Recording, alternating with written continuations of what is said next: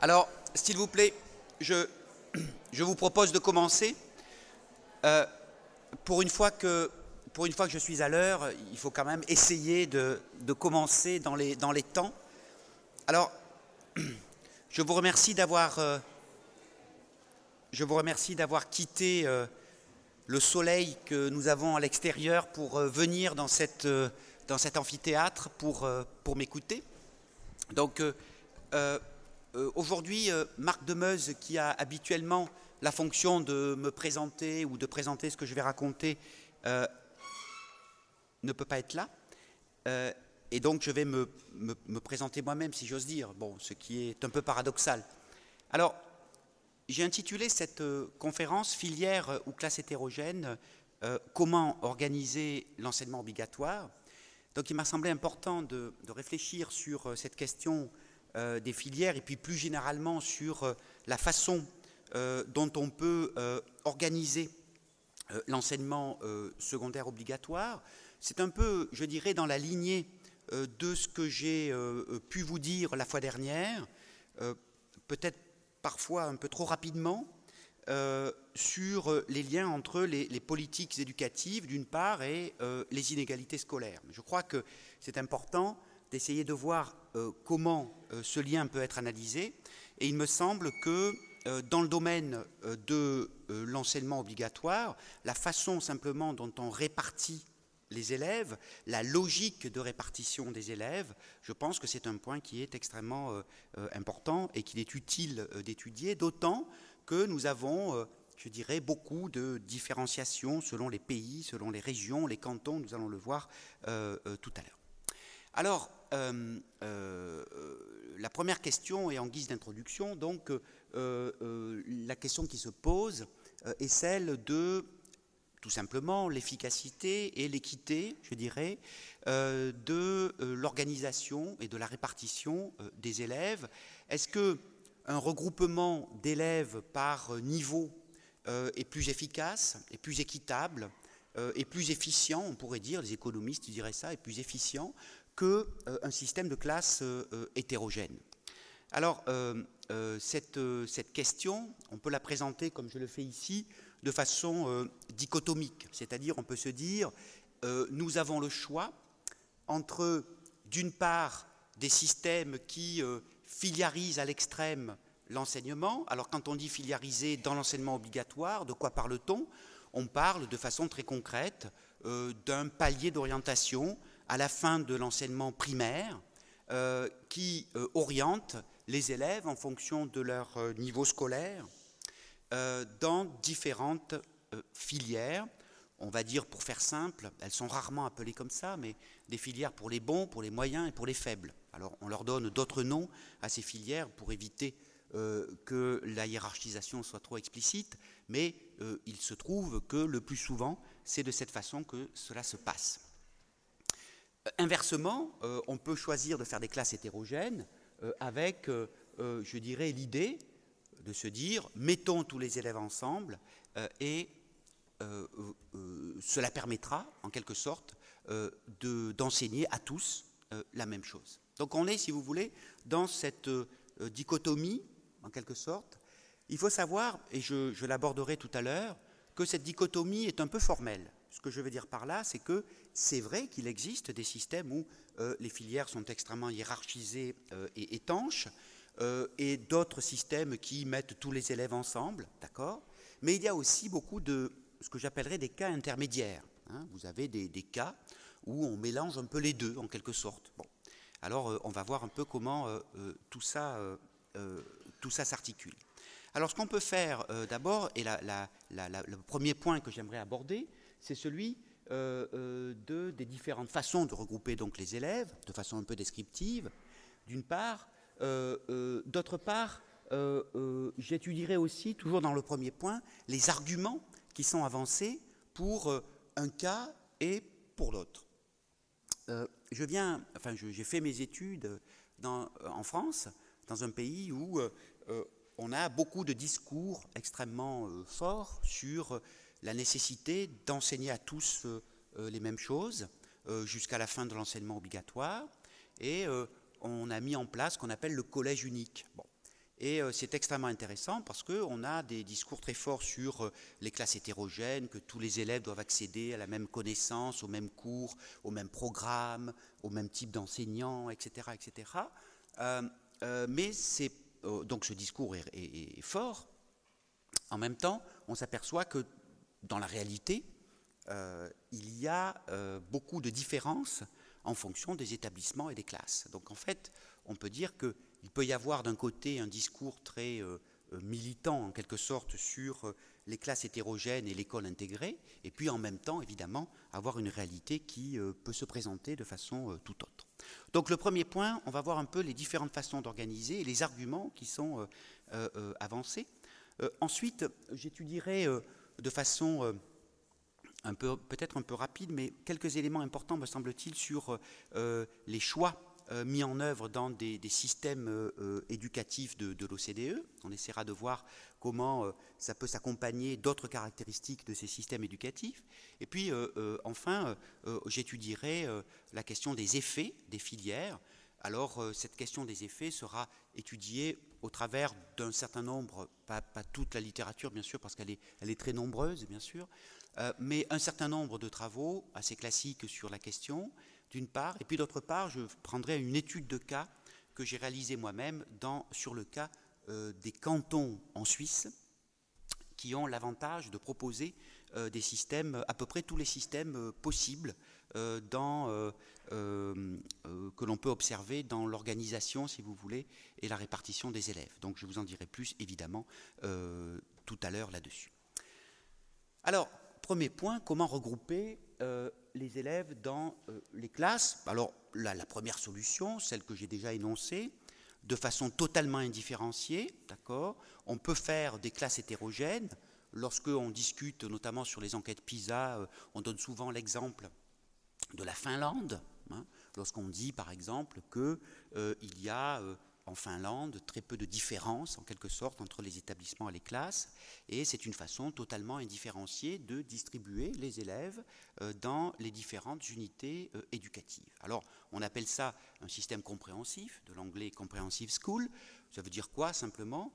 Ça veut dire qu'on a un regroupement des élèves un peu sur le modèle d'ailleurs de l'école primaire, hein. Très souvent l'école primaire est organisée de cette façon, c'est-à-dire on n'a pas de filière à l'intérieur de l'école primaire, on a 1P, 2P, 3P, puis au début de l'enseignement secondaire, eh bien, tout le monde va aller dans des classes dites hétérogènes au sens où on n'a pas réparti les élèves en fonction de leur niveau scolaire à la fin de l'école primaire. Alors, c'est un système qui est intéressant. Alors, lorsqu'on regarde la façon dont les systèmes éducatifs dans le monde ou dans beaucoup de pays est organisé, eh bien, on s'aperçoit que ce modèle-là prend plutôt de l'ampleur. C'est-à-dire que c'est un système de classe hétérogène qui a plutôt le vent en poupe.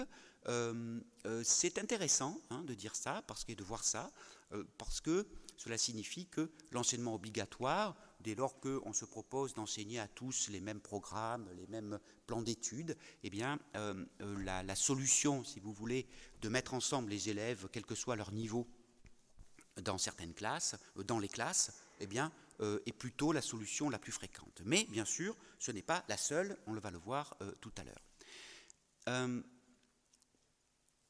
Deuxième solution que l'on peut adopter pour répartir les élèves, c'est une solution que l'on pourrait qualifier de mixte, c'est-à-dire de faire des classes hétérogènes avec groupe de niveau. Alors, des classes hétérogènes avec groupe de niveau, eh bien, on appelle ça l'ability grouping. C'est quoi? C'est une façon à la fois de vouloir bénéficier d'un enseignement d'une comprehensive school, je dirais, d'une part, et puis d'autre part, de bénéficier aussi de l'idée que lorsque l'enseignant est devant sa classe, eh bien, on a tout intérêt à faire en sorte qu'il puisse s'adresser à un groupe d'élèves le plus homogène possible. Il n'est jamais totalement homogène, mais le plus homogène possible, de façon à pouvoir adapter ses pratiques pédagogiques, ses méthodes pédagogiques, le contenu qu'il enseigne au niveau réel de ses élèves. Donc ce système d'ability grouping signifie que les élèves sont regroupés dans certaines matières, très souvent définies comme les matières principales en fonction de leur niveau, et dans d'autres matières, ils vont être ensemble, voire pour les mêmes matières, ils vont avoir des cours communs et des cours en groupe de niveau. C'est intéressant ici, pourquoi?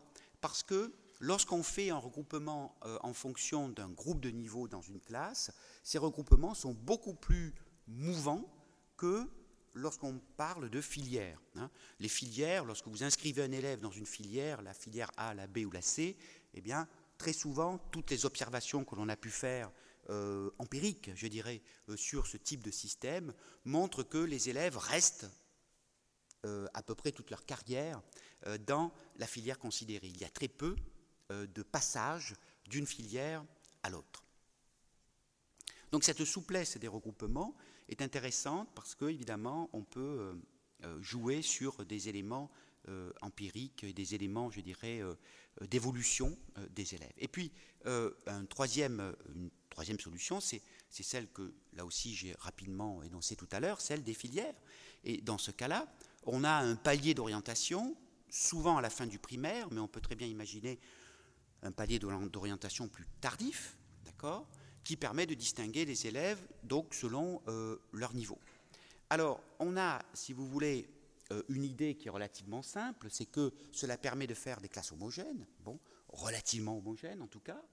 Cela permet un programme et un rythme d'apprentissage commun à tous, adapté aux élèves. Et ce qui est intéressant, me semble-t-il, c'est que lorsqu'on voit ou lorsqu'on décrit ce type de système, j'y reviendrai tout à l'heure quant aux arguments qui sont avancés, eh bien, on se dit que c'est tout de même un système qui, a priori, pourrait très bien marcher. C'est-à-dire qu'on a d'abord des pays, un nombre de pays non négligeables qui utilisent ce type de filière. Je cite ici les cantons en Suisse. Beaucoup de cantons en Suisse utilisent ce système. L'Allemagne, la Hongrie, un système de filière aussi, mais peut-être un peu différente en communauté française de Belgique. Donc on a, si vous voulez, un système qui propose de séparer les élèves pour mieux leur enseigner. Alors, je trouve intéressant de voir comment, je dirais d'abord, on argumente pour savoir pourquoi et comment on fait ce type de choix, ou quel type de choix. Et deuxièmement, c'est intéressant, on le verra tout à l'heure, de voir les effets concrets, empiriquement mesurés, de ces filières sur les apprentissages, d'une part, et sur les inégalités aussi d'apprentissage de l'autre. Alors, quelles sont les raisons qui sont convoquées, si j'ose dire, pour adopter l'une ou l'autre de ces solutions? Le premier point, je crois, c'est que derrière ces conceptions ou ces choix concernant les filières ou des classes hétérogènes, on a des conceptions plus générales de ce que doit être une bonne éducation, de ce que doit être une bonne école ou une éducation efficace et équitable. Et ce qui est intéressant, quand j'emploie le terme de raison ici, j'ai mis des guillemets à raison, les raisons invoquées, eh bien, je prends le concept de raison au sens du sociologue Raymond Boudon. Raymond Boudon a produit beaucoup de réflexions sur la rationalité des individus et des sociétés. Et donc, il se questionnait sur la façon dont on faisait des choix collectifs dans une société donnée. Et il insistait sur l'idée que nos choix n'étaient pas guidés par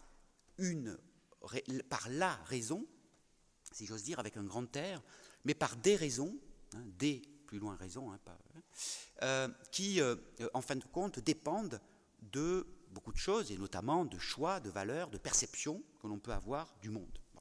Et donc ça, c'est intéressant parce que peut-être qu'on l'abordera tout à l'heure, ou peut-être avec des questions aussi, on verra qu'il n'y a pas toujours un lien étroit entre les résultats qu'apporte la recherche dans un domaine donné et l'action publique qui pourrait en découler.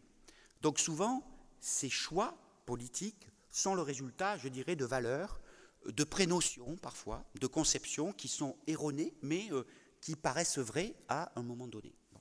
Donc quelles sont les bonnes raisons que l'on avance pour l'un ou l'autre des choix d'organisation? Du côté de l'école compréhensive, on voit que l'idée a souvent, enfin cette mise en œuvre, je dirais, ce choix, a souvent accompagné la démocratisation scolaire, hein, dans les sociétés occidentales et globalement bien au-delà aussi. Eh bien, la démocratisation de l'enseignement, ça a été d'accueillir plus d'élèves, la totalité d'une classe d'âge au niveau de l'école primaire et ensuite au niveau de l'enseignement obligatoire. Et ce qui est intéressant, c'est que dans beaucoup de pays, cette démocratisation, ou d'autres appelleraient cela une massification, eh bien cette démocratisation-massification s'est accompagnée de réformes sur l'organisation qui éliminaient les filières pour privilégier un enseignement, plutôt un système de comprehensive school. Alors ça a été le cas en Angleterre, ça a été le cas en France avec le collège unique, que je vous ai décrit très rapidement tout à l'heure, ça a été le cas dans beaucoup d'autres pays. Et donc cette idée, si vous voulez, c'est de dire, ouvrons l'école, faisons que tous les élèves aillent dans les mêmes types de classes, et en face d'eux, les mêmes enseignants, qui ont appris eux-mêmes les mêmes choses, d'accord, pour faire en sorte que tout le monde accède à un enseignement de qualité. Alors l'idée, c'est que on va accompagner cela c'est une façon, pardon, d'accompagner une massification. On va aussi avoir comme argument que l'hétérogénéité des classes favorise ce que l'on appelle les apprentissages horizontaux. Bon, apprentissages horizontaux, ça signifie quoi? Ça signifie que les élèves apprennent aussi entre eux, ils n'apprennent pas seulement de la part de leurs enseignants. Bon. Et donc ça, c'est un point qui est important parce que il y a aussi un discours pédagogique, il n'y a pas qu'un discours, je dirais, scientifique ou politique là-dessus, où les enseignants voient bien que dans une classe équilibrée, où vous avez des bons, des moyens et des moins bons, eh bien, peut se créer une dynamique d'apprentissage qui fait en sorte que les meilleurs entraînent les plus faibles et que ça produit ainsi une dynamique positive au plan des apprentissages.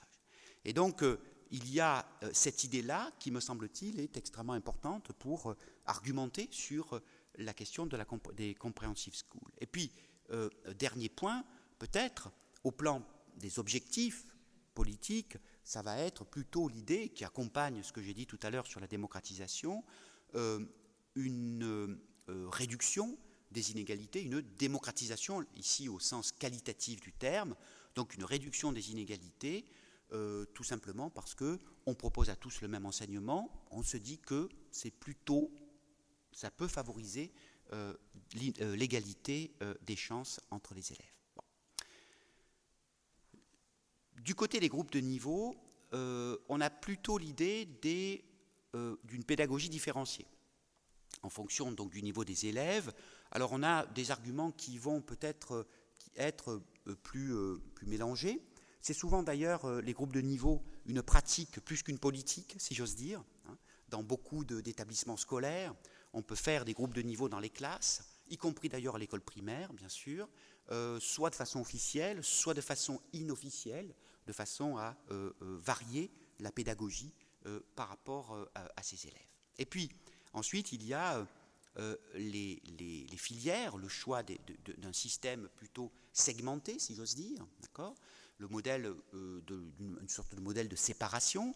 On met des élèves dans des classes différentes en fonction de leur niveau, et on a l'idée que cela va avantager à la fois les meilleurs, parce que les meilleurs seront entre eux, et ça va produire une sorte d'effet de serre, non pas au niveau climatique, comme au niveau climatique, mais un effet de serre au sens que les plantes vont mieux pousser tout ensemble dans un lieu chaud et favorable, hein, c'est un peu ça l'idée.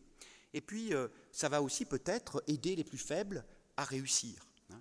Je viens donc j'habite désormais en Suisse, et dans les cantons, notamment dans le canton de Genève, il y a quelques années, une votation pour savoir si les Genevois voulaient ou non accentuer le système de filière, ou au contraire atténuer, assouplir ce système de filière. Bon. Il y a eu un débat extrêmement fort, presque sanglant si j'ose dire. Les gens s'étripaient pour savoir qu'est-ce qu'il fallait choisir, un système très segmenté ou un système moins segmenté. Ce qui a été choisi, ça a été le système le plus segmenté, hein, c'est-à-dire 3 filières hiérarchisées et étanches, très bien. Et ce qui est intéressant, en tout cas ce qui m'a intéressé personnellement, c'est que les arguments qui étaient avancés par les uns comme par les autres, pour les tenants de plus de filières ou moins de filières, ces arguments étaient tous, enfin une partie était les mêmes, et disait c'est bien pour les élèves les plus faibles. Hein. C'est bien pour les élèves défavorisés, certains vous disaient d'être dans des classes hétérogènes, et puis d'autres vous disaient c'est bien pour les élèves défavorisés d'être dans des classes spéciales dans lesquelles on s'occupe d'eux spécialement et on va les aider à réussir. Alors c'est intéressant parce que évidemment on est au niveau de l'argutie, hein, c'est-à-dire bon, on donne des arguments qui sont présentables dans le débat public. Bon. Mais ce qui est intéressant, c'est que les arguments ou une part des arguments pour défendre la séparation des élèves, eh bien, concernent justement l'aide aux élèves les plus en difficulté, ce qui paraît étonnant parce qu'on va le voir, la recherche montre plutôt, même s'il y a des résultats qui peuvent être contradictoires, la recherche montre plutôt que les systèmes de filières sont défavorables aux élèves les plus faibles. Alors, ces questions concernent des questions de philosophie politique. La question plus générale, c'est qui doit-on privilégier en quelque sorte, les meilleurs ou les moins bons? Alors vous avez au moins 2 arguments, je dirais, clés. L'argument méritocratique. L'argument méritocratique qui nous dit ben, on va séparer les élèves en fonction de leurs aptitudes simplement parce que chacun doit réussir selon son mérite. Et donc à la fin de l'école primaire, vous avez des bons, des moyens, des faibles. Et s'il y a des bons, des moyens, des faibles, eh bien on va donner plus à ceux qui ont le plus et on va donner moins à ceux qui ont le moins. Bon, simplement parce que ceux qui ont le plus, ils ont le plus parce qu'ils le méritent, parce qu'ils ont travaillé, parce qu'ils ont du talent, parce qu'ils sont motivés, etc. etc. D'accord ? Et puis pour les plus faibles, bah, ils ont du mal à apprendre, donc on va leur donner autre chose. Et donc ça, c'est un point qui, me semble-t-il, est important, puisque en donnant plus à ceux qui ont le plus, on va tendre, visiblement, à accentuer, évidemment, les inégalités, même si on verra que, encore une fois, on peut avoir des résultats qui peuvent être contradictoires. Et puis, à l'inverse, l'argument égalitaire, cet argument égalitaire qui va vous dire, bon, écoutez, les filières, c'est une façon de renforcer les inégalités scolaires. Donc, en fait, la question qui est derrière tout ça, c'est comment gérer ce que je pourrais appeler l'hétérogénéité des élèves. Alors, l'hétérogénéité des élèves, c'est quoi? C'est le fait simplement que les élèves ont des niveaux différents. Dès qu'ils arrivent à l'école primaire ou même en préscolaire, eh bien, ils ont des niveaux différents, ils ont un niveau de langage différent, ils ont un niveau de développement cognitif différent. Et du coup, toute la question que l'on se pose, c'est comment résoudre ce problème-là. Et on va voir dans le point 2 comment gérer l'hétérogénéité des élèves. Et à ce propos, il s'agit de résoudre, je dirais, la double contrainte de l'enseignement obligatoire.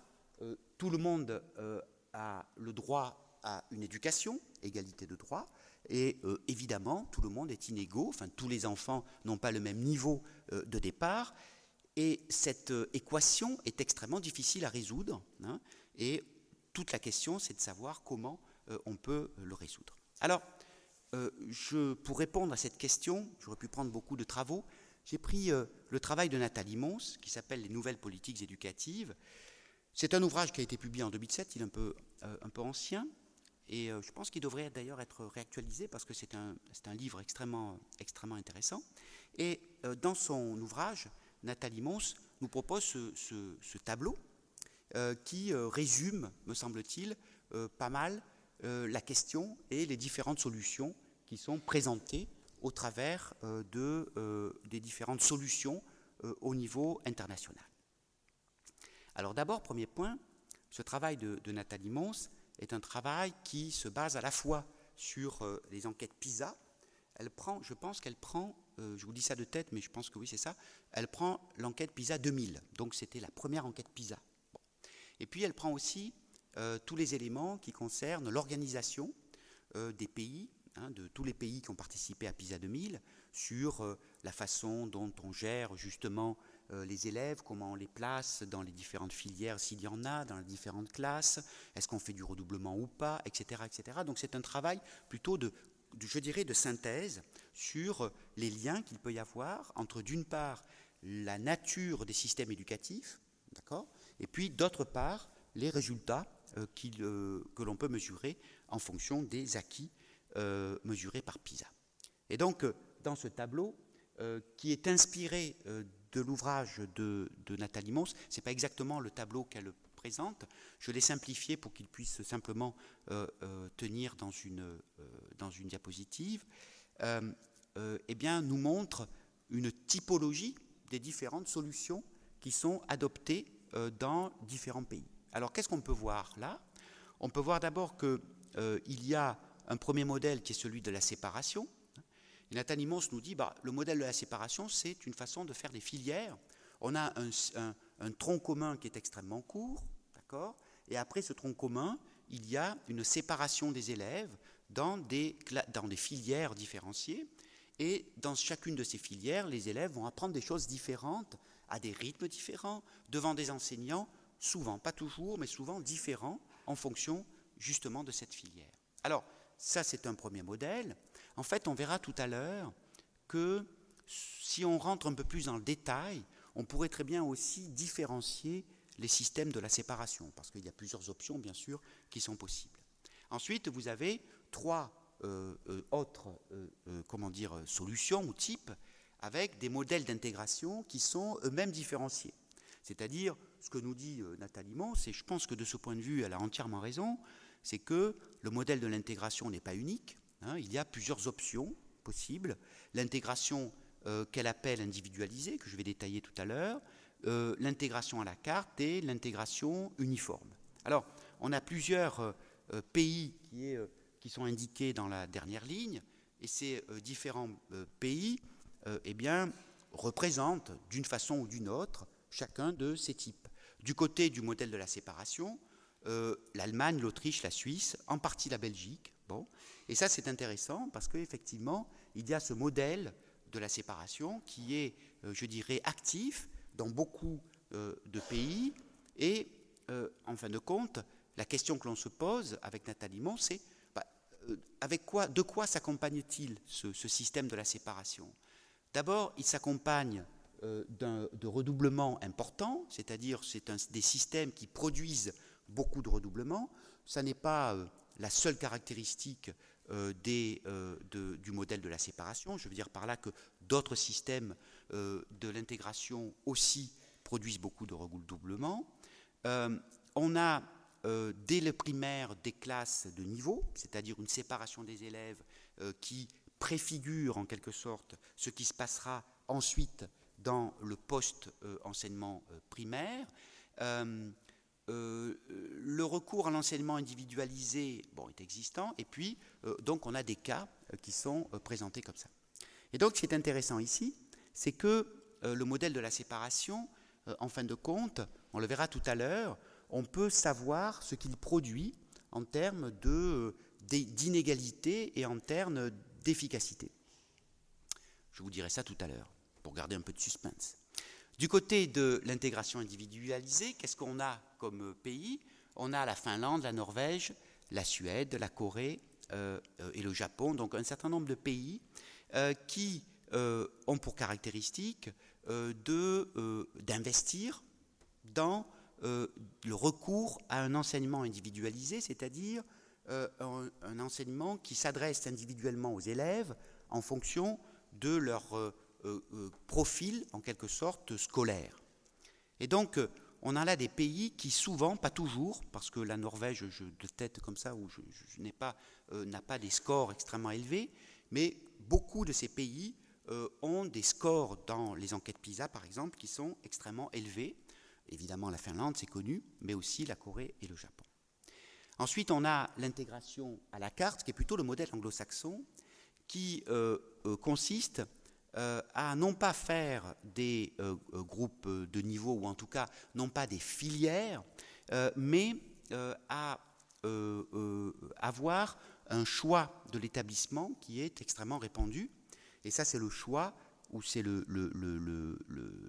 cas pour, par exemple, le Royaume-Uni, les États-Unis et le Canada. Et puis enfin, le modèle de l'intégration uniforme. Déjà, quand on entend uniforme, on se dit que ce n'est pas extrêmement positif, et je pense que c'est une réalité. Là aussi, puisque c'est un modèle de l'intégration, vous avez un cursus qui est long, un tronc commun qui est long, commun, mais vous avez aussi des redoublements importants, et vous avez des systèmes qui officiellement présentent des classes hétérogènes, mais qui bien souvent, en fait, proposent des systèmes à forte ségrégation, avec une séparation assez forte en fonction des établissements. Dans ce cas-là, on a la France, l'Italie, l'Espagne et la Grèce. Alors, ce très rapide, ou ce trop rapide panorama, qu'est-ce qu'il nous dit? Il nous dit d'abord, et là je reprends ce que dit Nathalie Mons, il reprend l'idée qu'il y a des systèmes extrêmement différenciés, d'accord, en termes de regroupement des élèves, et qu'il y a plusieurs façons de produire des systèmes intégrés. Le cas, par exemple, le cas de l'intégration uniforme, par exemple, est un cas assez typique de système qui fonctionne très différemment de ce qu'il devrait fonctionner officiellement. L'important ici, c'est de savoir quels sont, en quelque sorte, les résultats qui sont attribués à chacun de ces systèmes. Alors, évidemment, le travail que fait Nathalie Mons est extrêmement intéressant, mais elle essaie de voir comment chaque groupe de pays, puisque c'est une typologie, va produire plus ou moins d'inégalités ou une efficacité plus ou moins grande. Alors, globalement, qu'est-ce qu'elle montre? Elle montre que les modèles de l'intégration uniforme, par exemple, et de la séparation, c'est-à-dire un modèle de filière d'une part et le modèle de l'intégration uniforme un peu à la française, eh bien ces deux modèles sont les modèles les moins efficaces du point de vue scolaire. Donc ça c'est un premier point, et inversement, l'intégration à la carte et l'intégration individualisée seraient un peu plus efficaces. Bon. Deuxième aspect, si on regarde, on va le voir tout à l'heure, mais si on regarde la production, si vous voulez, d'inégalités en fonction de ces systèmes-là, on a aussi des résultats qui sont extrêmement intéressants, puisque le modèle de la séparation, par exemple, si on prend le cas de l'Allemagne, bon, eh bien, produit des inégalités extrêmement marquées, inégalités sociales, c'est-à-dire l'accès les compétences, en fonction de l'origine sociale des élèves, et chacun sait que lorsque PISA 2000 a été publié, eh bien, les Allemands ont été très étonnés de voir les résultats que produisait leur pays. Deuxième aspect qui peut, je dirais, permettre de comprendre ce tableau de Nathalie Mons, à propos des effets de la longueur du tronc commun. Il y a, je vous cite là, un article de Noémie Ledonné dans la revue française de sociologie qui porte sur le cas de la Pologne. Et donc ce travail est assez intéressant, enfin, et même très intéressant, puisqu'il essaie de voir les effets d'une réforme qui a eu lieu en 1999, qui a consisté à allonger le tronc commun d'une année et qui a consisté aussi à homogénéiser les conditions d'enseignement dans l'ensemble du pays. Et ce qui est intéressant, c'est que cette réforme permet, si vous voulez, a été mise en œuvre dans une temporalité qui permet de comparer entre PISA 2000 et les PISA suivants, c'est-à-dire 2003, 2006, 2009, 2012, les effets de cette réforme sur l'efficacité et l'équité de l'enseignement en Pologne. Et ce qui est très intéressant, et l'article est de ce point de vue très bien fait, c'est qu'elle montre qu'effectivement, le fait d'homogénéiser les conditions d'enseignement, le fait d'allonger le tronc commun d'une année a permis, premièrement, d'augmenter l'efficacité du système éducatif polonais, d'une part, et puis d'autre part, a permis aussi de limiter les inégalités d'acquis entre élèves. Alors, c'est extrêmement, me semble-t-il, intéressant, puisqu'on voit le lien qu'il peut y avoir entre les systèmes, la nature des systèmes d'une part, et d'autre part, les inégalités. Cela dit, si l'on veut réellement mesurer les effets des filières ou des classes hétérogènes, il est difficile de se contenter de comparer des pays. Cela donne un panorama, ça permet de comprendre ce qui se passe dans plusieurs situations nationales différenciées. Donc de ce point de vue, on a un acquis, c'est vrai, mais si l'on veut voir très précisément les effets des filières, on est obligé d'avoir une autre façon de voir les choses, et notamment, on se doit de faire référence à des, je dirais, des études ad hoc qui étudient de façon comparative des systèmes avec et sans filières, des systèmes avec des groupes de niveau ou, pas avec, ou sans groupe de niveau, pardon, de façon à voir très précisément ce que produit ce type d'organisation ou ces types d'organisation. Alors, si je fais un résumé de ce que l'on peut dire sur ces recherches,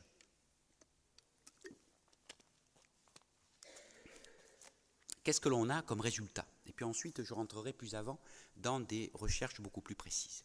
Un premier point, c'est que l'un des problèmes des filières, c'est que cela produit de la ségrégation. Alors, ce n'est pas le seul système qui produit de la ségrégation, bien sûr. Bon, il y a des systèmes sans filières qui sont très fortement ségrégés, on est d'accord. Mais lorsqu'on se questionne sur la ségrégation scolaire avec les filières, qu'est-ce que l'on dit? On dit que lorsque vous séparez des élèves en fonction de leur niveau scolaire, par exemple à la fin du primaire, eh bien, quasi automatiquement, vous les séparez aussi du point de vue de leur origine sociale ou de leur origine migratoire, par exemple, ou d'autres caractéristiques liées à la réussite scolaire. Donc, en fin de compte, c'est un premier point qui est important, c'est que lorsqu'on compare des filières, et c'est ce que fait un article de Franquet, Friand et Demeuse, l'orientation scolaire, dans l'orientation scolaire et professionnelle, je suis tombé sur cet article extrêmement intéressant et qui montrait comment, par exemple, les filières dans le système belge de la communauté française de Belgique, eh bien, on a du côté, si on compare les élèves qui sont dans la voie professionnelle d'une part et ceux qui sont dans le premier degré commun et l'enseignement général, eh bien, on a des différences de niveau socio-économique très fortes, d'accord ? Simplement parce que séparer des élèves scolairement, c'est aussi les séparer socialement.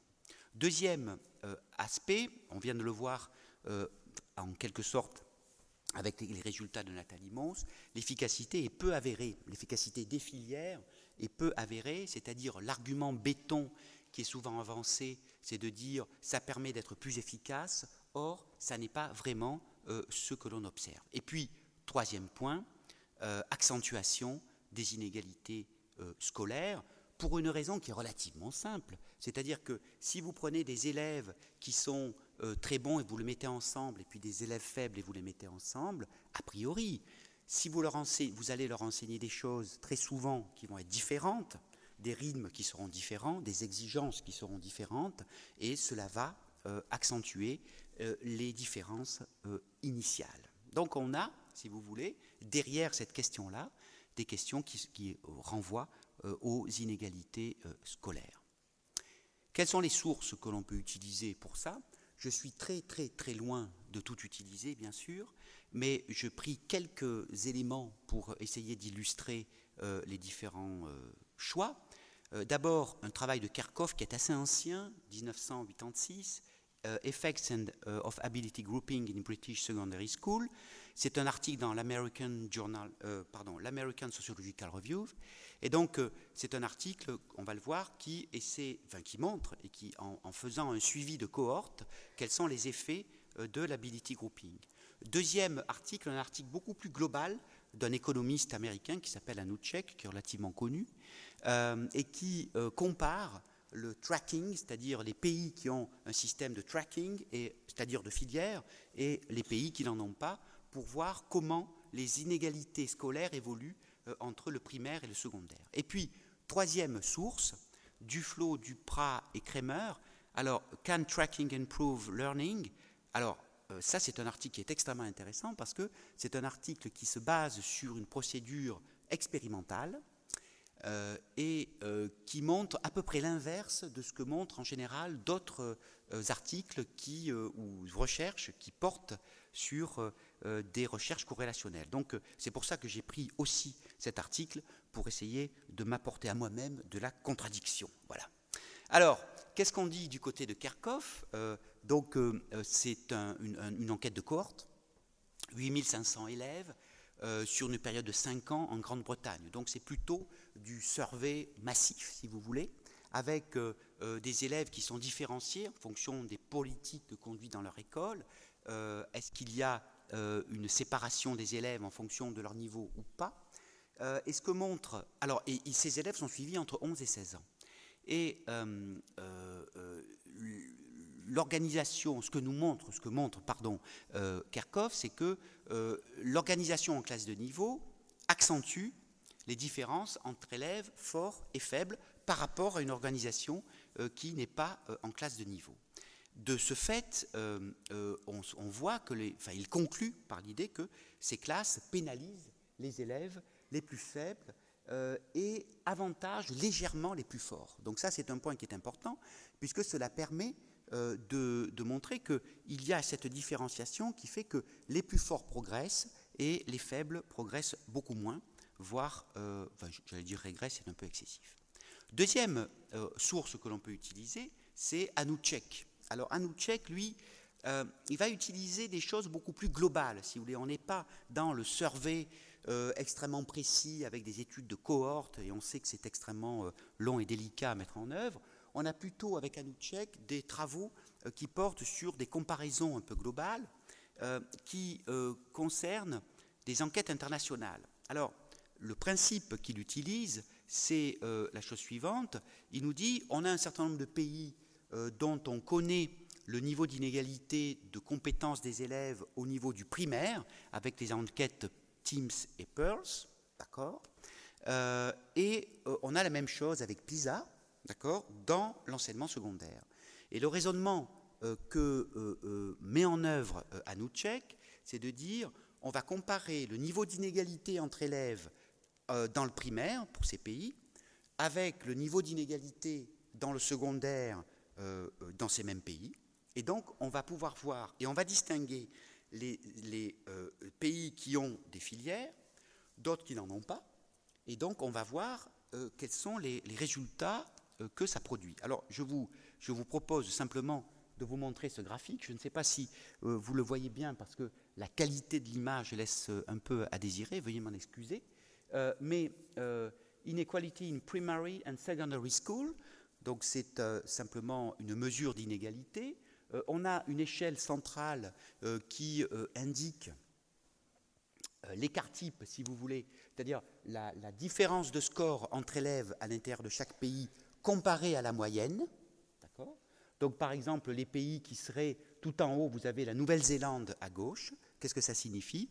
Ben, ça signifie que la Nouvelle-Zélande, dans les enquêtes Pearls, d'accord, les élèves ont 0,8 écart type de différence de plus par rapport à la moyenne, ce qui signifie que les inégalités d'acquis dans ce pays sont très élevées, parmi les plus élevées, au niveau du primaire.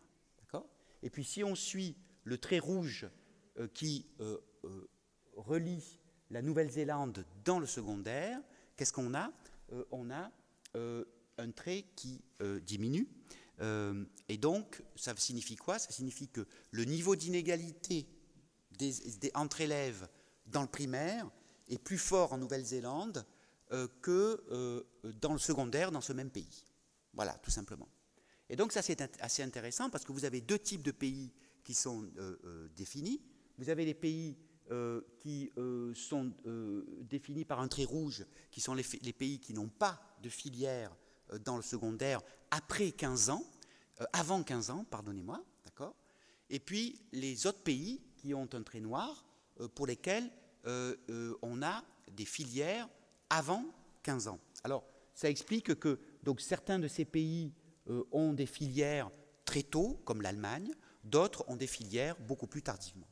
Et alors, ce que nous montre ce graphique, c'est que la plupart, même je crois tous, des pays qui ont des filières ont des inégalités qui augmentent entre le primaire et le secondaire.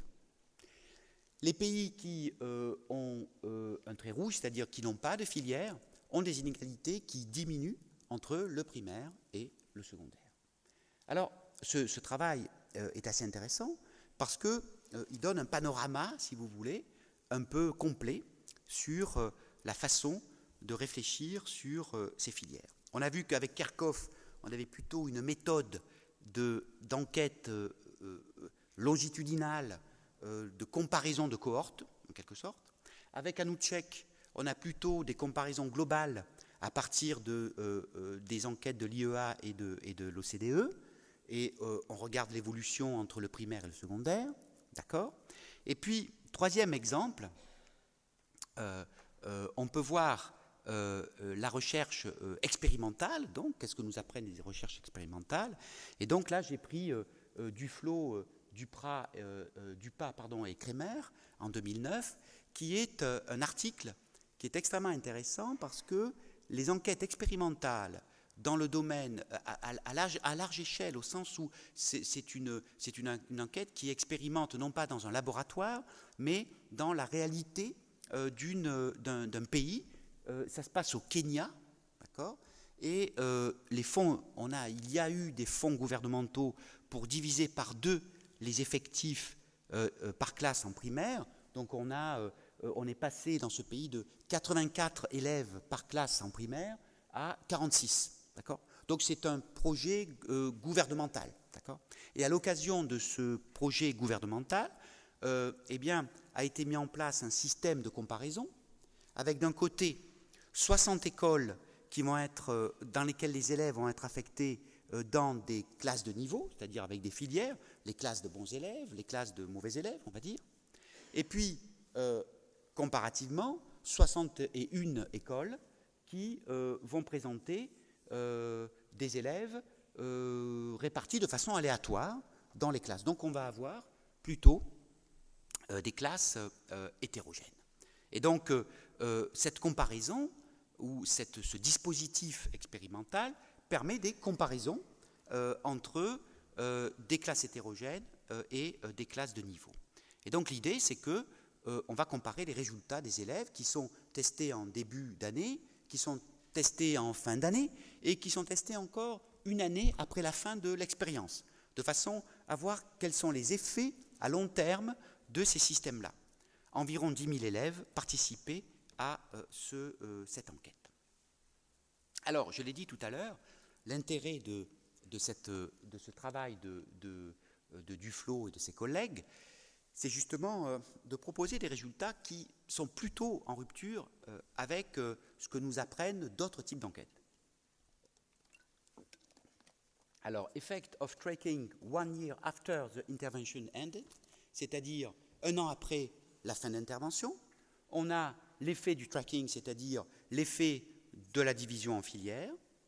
Et donc, on compare ici l'effet de ce tracking, donc des filières, par rapport aux élèves qui étaient scolarisés dans des classes hétérogènes. En moyenne, on a, alors ce score 0,18 étant 0,18 écart type, c'est-à-dire c'est une façon de mesurer de façon comparative et comparable les scores tels qu'ils évoluent. Et donc, on va dire que les élèves en moyenne qui étaient dans des classes de niveau, quel que soit leur niveau, hein, les classes faibles ou les classes fortes, quels que soient ces élèves, donc quelles que soient ces classes, donc, eh bien, les élèves qui étaient dans les classes à filière, eh bien, ont obtenu des scores plus élevés que les élèves qui étaient dans des classes hétérogènes. Bon. Alors, c'est un premier résultat qui est intéressant parce que, encore une fois, il est plutôt en rupture avec ce que l'on montre habituellement. Deuxième aspect, si l'on montre ou si l'on distingue les scores en fonction du niveau des élèves. D'accord ? Donc les élèves qui étaient dans les bottom class, c'est-à-dire les classes les plus faibles, et les élèves qui étaient dans les top classes, c'est-à-dire les classes les plus élevées en termes de niveau scolaire. Bon. Quels ont été leurs scores ? Et surtout, on ajoute une autre variable qui est les caractéristiques ou le niveau de compétence, dirais-je, des enseignants eux-mêmes. On avait deux types d'enseignants, les contract teachers, c'est-à-dire les enseignants sous contrat qui avaient été formés pour être enseignants, et puis vous aviez les civil service teachers, c'est-à-dire des enseignants qui avaient été embauchés pour l'occasion et qui essayaient de faire des cours le mieux possible. Donc on a deux cas, et donc 4 cas, puisqu'on a 2 fois 2 cas. Et ce qu'on montre ici de façon assez simple, c'est que pour les classes, les bottom class et les top class, toutes les deux progressent, c'est-à-dire les élèves ont un bénéfice à être dans une classe de niveau plutôt que d'être dans une classe hétérogène. Bon. Premier point, donc ça c'est important parce que c'est assez original.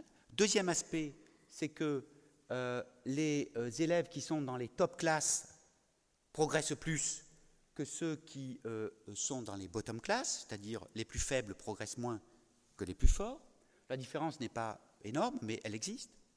Ensuite, troisième peut-être résultat que l'on pourrait donner sur ce graphique, c'est que pour ceux qui ont des enseignants peu expérimentés, on pourrait dire, ou peu formés, eh bien, les bottom class, les élèves donc, qui sont dans les classes les plus faibles, eh bien, sont pénalisés, si j'ose dire. Ils apprennent peu ou la même chose que ceux qui sont dans les classes hétérogènes, donc ils ne bénéficient pas véritablement de ce dispositif, alors que ceux qui sont dans les top classes progressent un peu moins, mais tout de même très significativement par rapport aux autres. D'accord ? Donc on a, si vous voulez, ces 3 séries de résultats qui, me semble-t-il, sont intéressants parce que cette comparaison systématique entre système avec filière ou sans filière, dans un processus ou dans un dispositif expérimental, je dirais, à grande échelle, eh bien, à ma connaissance, c'est la première fois que ce genre de choses a pu être fait. Et on voit que ça donne des résultats qui sont plutôt opposés ou contradictoires par rapport à ce qu'on connaît de la littérature. Alors, je passe à cette diapositive parce qu'elle ne fait que dire ce que je viens de dire pour commenter. Par contre, l'idée, et peut-être ce que l'on peut essayer d'expliquer, c'est pourquoi ces résultats sont en rupture avec les résultats qui précèdent. Pourquoi est-ce que les résultats des enquêtes corrélationnelles, si on peut employer ce terme, eh bien, sont différents des résultats d'une enquête, alors il pourrait y en avoir d'autres bien sûr, expérimentale. Il y a un premier point qui me semble important et qui est souligné d'ailleurs par les auteurs, c'est que les enseignants ont été affectés de façon aléatoire aux classes, d'accord, aux différentes classes, c'est-à-dire on a quand même une pratique qui est propre à l'expérimentation, d'accord, que l'on ne retrouve pas dans la réalité scolaire lorsque on compare les filières entre elles. Ce que je veux dire par là, c'est que lorsqu'on a un système de filières dans des pays tels que l'Allemagne ou la Suisse ou ailleurs, eh bien très souvent, les enseignants les plus expérimentés, les mieux formés, sont du côté des filières les plus, je dirais, attractives ou réservées aux meilleurs élèves, et puis les enseignants moins expérimentés, disons, vont être affectés aux filières, je dirais, qui scolarisent les moins bons élèves. Donc ça, c'est un premier point qui, me semble-t-il, est important et qui pourrait expliquer pourquoi, dans beaucoup de cas, on a des différences très nettes et peu d'efficacité, puis surtout une augmentation des inégalités de ce point de vue. Le deuxième point, qui là aussi me semble important, c'est l'effet de stigmatisation. J'en ai peu parlé ici, mais il est vrai que les élèves qui sont dans les filières les plus faibles eh bien, ont évidemment une sorte de réputation, entre guillemets, qui n'est pas totalement fausse d'ailleurs, d'être des mauvais élèves, puisque c'est inscrit dans la filière dans laquelle ils sont. Et cet effet de stigmatisation est extrêmement fort, et probablement que dans une situation expérimentale, les choses agissent, ce genre de processus agit différemment puisque on n'est pas exactement dans la même configuration. Et puis, troisième point, et là aussi les auteurs insistent beaucoup là-dessus, c'est sur le contexte socio-économique et national du Kenya. L'idée des auteurs est de dire, bon, nous avons fait cette expérience, nous avons montré tel et tel résultat, est-ce que ces résultats sont, je dirais, exportables à d'autres contextes nationaux, socio-économiques, de développement, etc., etc. La réponse qu'ils donnent est que ça n'est pas totalement, je dirais, exportable. Pourquoi ? Eh bien parce que non seulement le contexte socio-économique est différent, mais aussi le contexte scolaire lui-même. Tout à l'heure, je vous ai dit, pour décrire l'expérience, qu'il s'agissait de diviser par 2 le nombre d'élèves par classe, et on passait de 86 à 46. Bon. C'est-à-dire que c'est un système ou c'est un contexte qui est très fortement en rupture avec ce que l'on connaît aujourd'hui dans nos écoles. Donc, je laisse un peu cette question en suspens. Moi, il me semble que c'est intéressant d'aller voir ces travaux qui donnent des résultats un peu en rupture par rapport aux autres. Cela permet en quelque sorte d'ouvrir le débat. Il n'est jamais totalement clos, bien sûr, mais je pense que c'est intéressant. Et puis ça montre surtout que peut-être, comme d'ailleurs je l'avais avancé à propos des marchés scolaires, ce qui est important n'est pas tant le système lui-même que la façon dont on le met en œuvre et dont il est concrètement réalisé. Peut-être que cette enquête faite au Kenya, ou cette expérience, cette expérimentation du Kenya, nous apprend peut-être ça. C'est que dans un cadre extrêmement fort, défini par une enquête expérimentale, eh bien, on contrôle des choses que dans la réalité, on ne contrôle pas. Des effets, encore une fois, de stigmatisation d'enseignants, etc., etc. Si l'on veut résumer sur comment les filières affectent les performances des élèves, ou donnent, ou produisent en quelque sorte des inégalités, par exemple.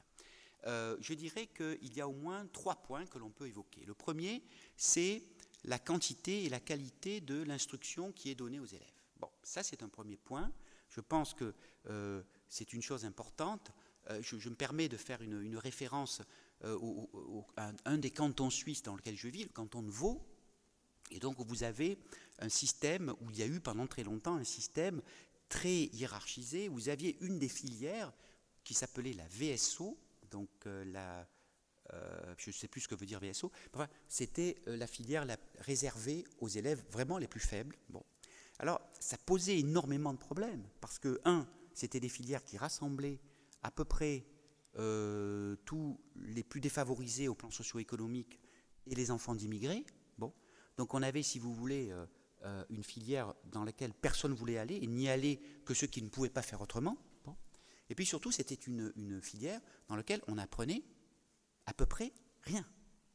Alors je dis on apprenait parce qu'il y a eu une réforme entre-temps, et du coup, parce que justement cette filière avait bien été identifiée comme posant énormément de problèmes en termes d'apprentissage. Donc on avait une filière qui était censée aider les élèves à réussir, notamment les plus faibles, en s'occupant d'eux de façon particulière, en faisant, etc., etc., tout un ensemble de dispositifs. Et puis on s'apercevait très bien que les apprentissages étaient extrêmement faibles, voire nuls, dans ce type de dispositif. Parce que trop ségrégatif, parce que, je dirais, cette mise à l'écart, si vous voulez, ne permettait pas à ces élèves d'apprendre. Quand on se retrouve avec que des mauvais élèves devant soi, eh bien, l'enseignement est tout de même beaucoup plus complexe à mettre en œuvre. Donc, un premier point, je ferme ma petite parenthèse anecdotique, mais qui n'est pas si anecdotique que ça, en fait, mais bon. Quantité et qualité de l'instruction, lorsqu'on fait varier la qualité et la quantité de l'instruction en fonction des filières et des classes, eh bien, on ne donne pas les mêmes opportunités d'apprentissage aux élèves. Je pense que c'est quasiment une banalité de dire ça, mais je pense qu'il faut ajouter un point là-dessus, c'est que cette qualité et quantité d'instruction, bien sûr, elle va varier en fonction du niveau des élèves et des filières, c'est vrai. Il faut ajouter que cette situation n'est pas le monopole des systèmes à filières. Ce que je veux dire par là, ce qu'on a vu ou ce que je vous ai montré tout à l'heure à partir des travaux de Nathalie Mons sur le système français, par exemple, eh bien, on a à peu près le même type de système. J'ai en tête un tout petit texte de Michel Crozier. Michel Crozier était un sociologue français qui a écrit beaucoup de choses et qui est extrêmement connu pour avoir mis en place la sociologie des organisations. Donc c'est un sociologue très important. Et donc je me souviens d'un de ces textes qui était une préface à un ouvrage de Dominique Paty qui portait, c'est un vieil ouvrage qui date des années 80, sur justement les effets d'établissement. Et à l'époque, Michel Crozier disait, on venait à peine, ou il y a 4 ou 5 ans avant, de mettre en place en France le collège unique, c'est-à-dire tous les élèves étaient censés aller dans des collèges et des filières qui n'existaient plus, il n'y avait plus de filières. Et donc Crozier disait, en fait, ce que l'on voit se dessiner aujourd'hui, c'est que les établissements ou les effets d'établissement vont remplacer les filières. C'est-à-dire, on a éliminé les filières parce que c'était trop inégalitaire, on a fait un collège unique, mais les effets de ségrégation et les effets d'établissement vont en fait produire exactement les mêmes résultats. Et je pense que ce que disait Michel Crozier était tout à fait juste, et les travaux et les évolutions que l'on connaît aujourd'hui en France montrent qu'il avait raison. Et donc, ce que je veux dire par là, c'est que il peut y avoir des caractéristiques que l'on associe aux filières qui peuvent être aussi associées à d'autres types de systèmes. Donc, premier point, quantité et qualité de l'instruction. Deuxième point, on peut aussi avancer des explications que je qualifie de psychosociales, je ne sais pas si c'est tout à fait adéquat, tous les aspects extrascolaires ou non directement scolaires, comme par exemple la construction des identités sociales des élèves, l'estime de soi, tous ces aspects-là sont extrêmement importants pour comprendre la façon dont les élèves apprennent. Et je pense que les systèmes filiarisés ont des effets très forts sur cette estime de soi, sur les identités sociales et sur aussi les représentations que peuvent avoir les enseignants de leurs élèves lorsqu'ils enseignent dans les filières réservées, je dirais, aux élèves les plus faibles. Donc ça, c'est un point qui est fort, avec les effets de stigmatisation. Là aussi, je pense que c'est un point qui est très fort. Il y a une sorte de labellisation négative par les filières, enfin négative ou positive. Si vous êtes dans une très bonne filière, eh bien, vous avez beaucoup de chance. Mais cet aspect-là, me semble-t-il, est un facteur explicatif très fort. Et puis peut-être, troisième point, on peut expliquer aussi ces effets de filière par les effets de pair, c'est-à-dire les effets de pair, les effets d'apprentissage. Je l'ai dit tout à l'heure sur les apprentissages horizontaux. Je pense qu'il y a là une dimension extrêmement forte qui fait que non seulement les élèves apprennent moins dans des filières qui sont, je dirais, réservées aux plus faibles, bon, non seulement parce qu'entre eux, ils ne peuvent pas apprendre, mais aussi, me semble-t-il, parce que les dynamiques pédagogiques sont extrêmement difficiles à mettre en œuvre dans ces contextes spécifiques où tous les élèves, ou la plupart des élèves dans des classes, sont extrêmement faibles.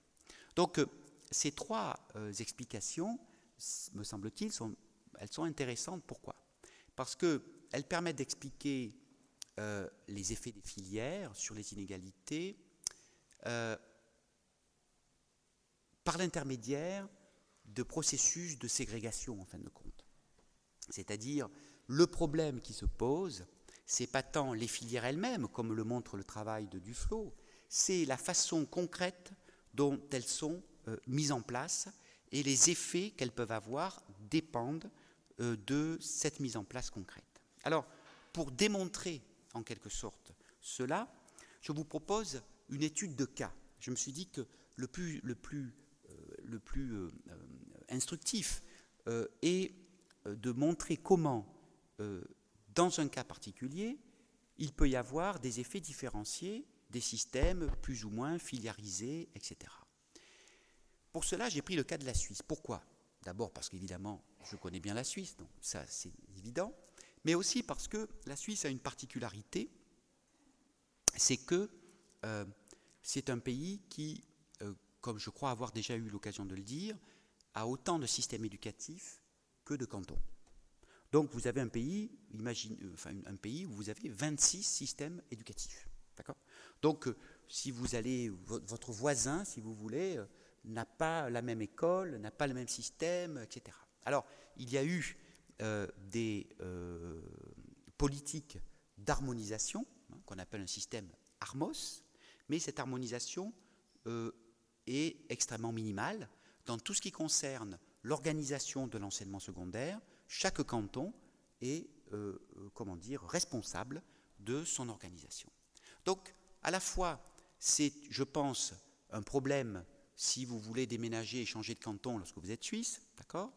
Mais c'est extrêmement intéressant pour le sociologue de l'éducation, parce que cela permet de faire des comparaisons de systèmes très variés. Alors là, je vous donne un exemple d'étude de cas qui porte sur des données empiriques, voilà, avec l'enquête PISA, qui est le suréchantillon PISA de la Suisse, et qui rassemble 20 000 élèves. Donc vous avez 20 000 élèves, ceux-ci sont scolarisés dans des cantons évidemment différents, et tous les cantons n'ont pas participé à l'enquête, il y en a 12, c'était PISA Suisse 2003, il y a d'autres évidemment versions de cette enquête. 12 ont participé à cette enquête PISA, et donc on a la possibilité de savoir les choses suivantes. Quel est le niveau de compétence ou le niveau de compétence des élèves atteint dans chaque canton, premièrement. Deuxièmement, quel est le niveau d'inégalité d'acquis entre élèves selon leurs caractéristiques dans ces cantons. Et puis, troisièmement, on peut savoir où ils sont scolarisés, dans quel type de système.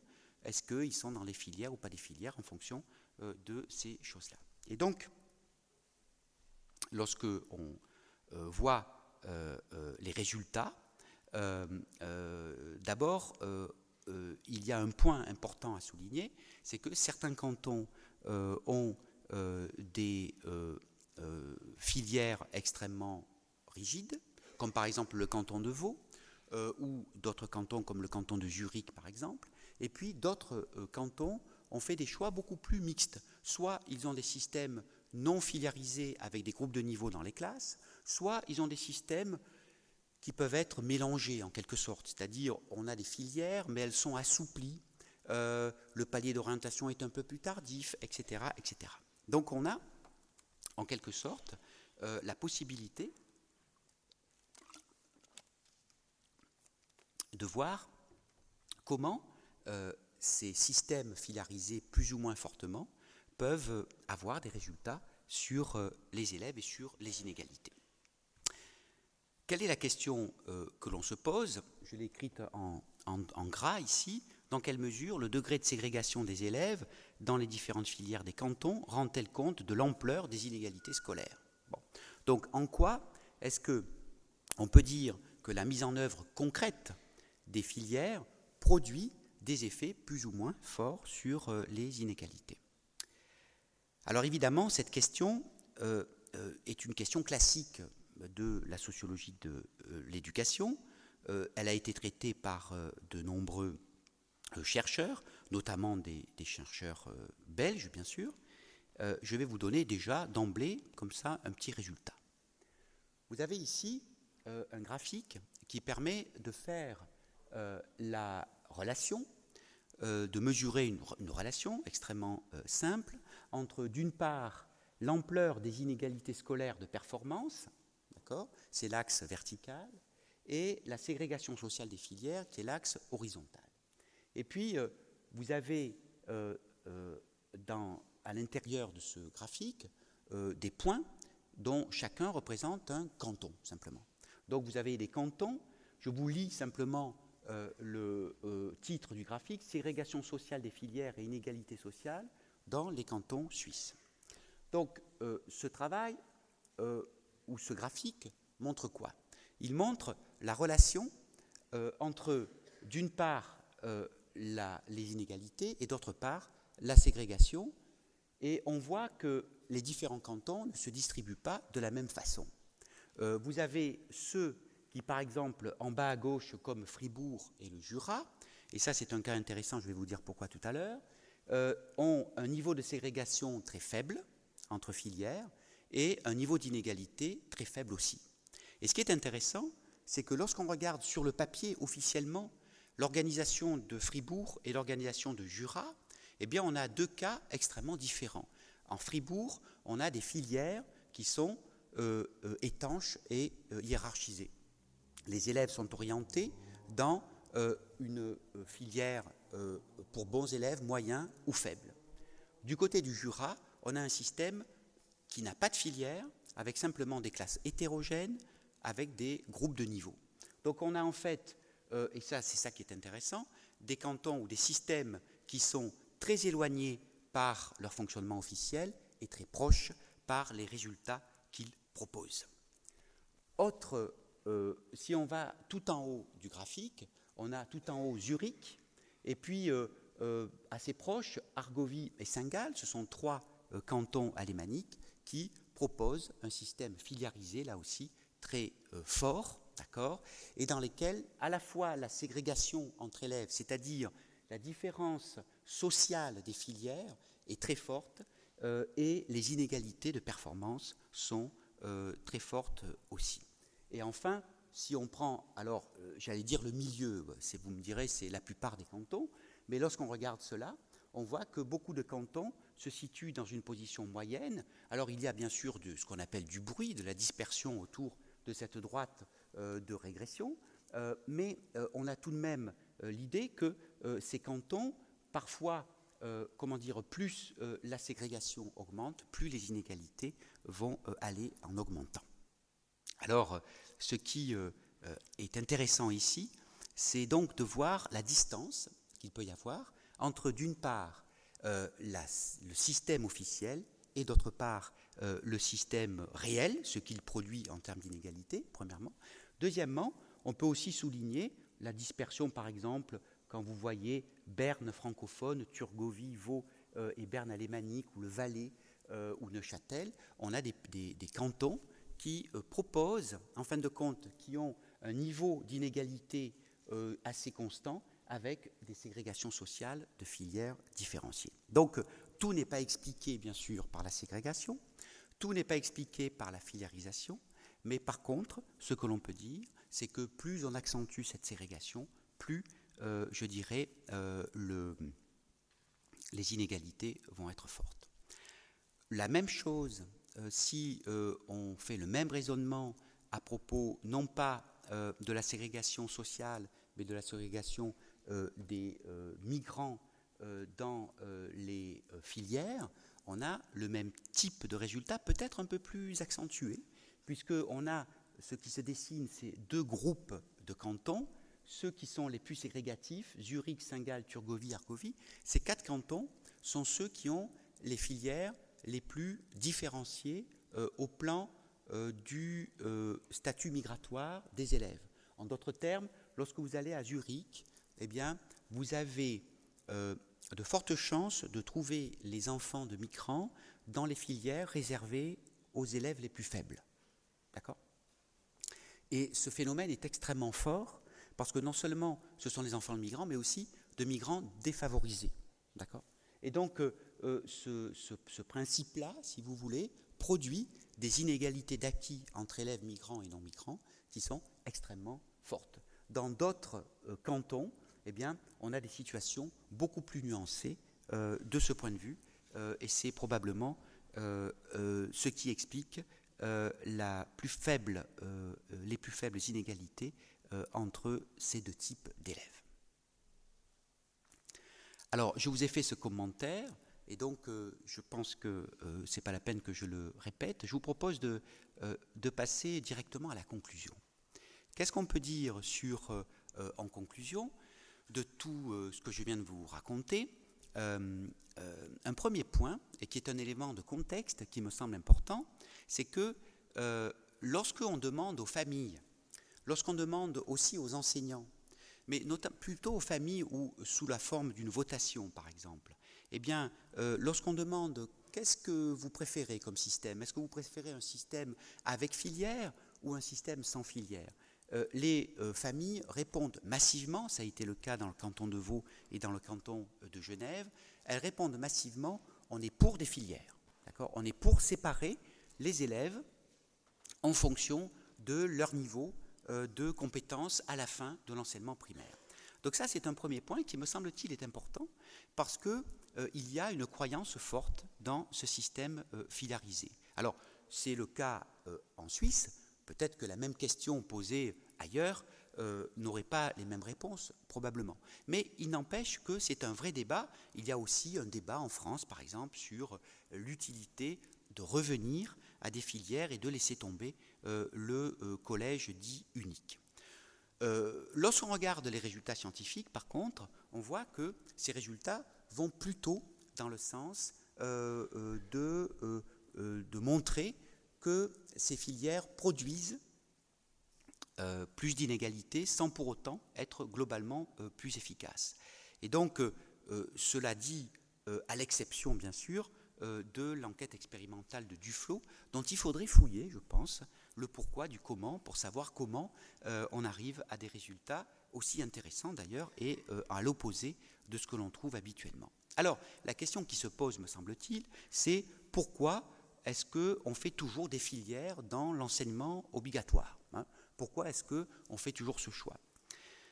D'abord, je crois qu'il y a au moins deux explications. Une explication simplement en termes d'entre-soi social et ethnique. Hein. Je pense que c'est un processus qui est extrêmement fort et qui agit dans à peu près tous les pays. C'est-à-dire que lorsque vous avez un système avec filière, eh bien, vous savez que votre enfant va être scolarisé, s'il est bon, ce qui n'est pas toujours sûr, dans une classe où il n'y aura que des bons élèves, d'accord? Et vous savez aussi que ces mêmes élèves seront à peu près du même milieu social que vous. Donc ça, c'est un point qui, me semble-t-il, est important et qui joue très fortement sur les choix que l'on peut faire, que font les électeurs lorsqu'on a des votations selon les pays, ou peut-être que font les politiques en ayant en tête cette dimension-là. Et puis, le deuxième point peut-être qui explique cette force toujours des filières dans beaucoup de pays, c'est l'idée que les enseignants sont persuadés que c'est quelque chose qui marche. C'est-à-dire que lorsque vous questionnez des enseignants dans les pays comme la France, par exemple, où vous avez officiellement donc un collège unique, eh bien, ils vont vous dire, mais on a un problème, c'est que les classes sont trop hétérogènes et donc il nous faut des classes de niveau pour mieux travailler. Bon. Et ça, c'est intéressant parce que c'est exactement comme le principe du redoublement, par exemple, ou d'autres principes, on va dire entre guillemets pédagogiques, c'est que la croyance dans ces systèmes, dans l'efficacité de ces systèmes, eh bien, est très forte, et du coup, eh bien, cela produit aussi des choix politiques qui vont dans ce sens. Voilà, je vous remercie, et peut-être nous allons avoir quelques questions. Merci, donc, je m'appelle Claudio Foschi, je suis inspecteur. J'aurais voulu savoir s'il y a des études qui corrèlent également le type de formation des enseignants, à savoir que est-ce que les enseignants sont formés aux techniques de la différenciation ou pas dans les diverses études, et est-ce que cela a un impact sur la réussite des élèves et sur les inégalités? Alors, vous me posez une colle là.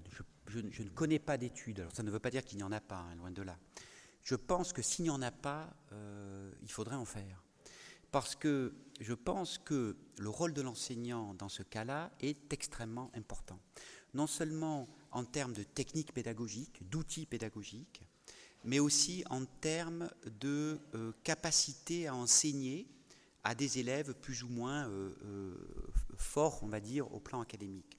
Je crois que c'est probablement l'un des nœuds du problème et de la question, parce que c'est là-dessus que se jouent beaucoup de choses dans simplement les apprentissages. Alors, après, est-ce qu'ils sont formés? Est-ce qu'ils sont motivés?